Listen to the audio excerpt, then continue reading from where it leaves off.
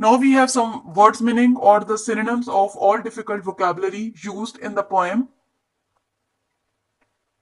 Thou, which means, it is an Old English word, it means you, art, are, unkind, cruel or harsh, ingratitude, lack of thankfulness, thy, your, truth, sharp, cold effect, keen, sharp, biting. I am telling you the meaning specifically in context of the poem as the word tooth, which means sharp, cold effect of winter wind we are describing, seen, visible, although, even though, breath, wind.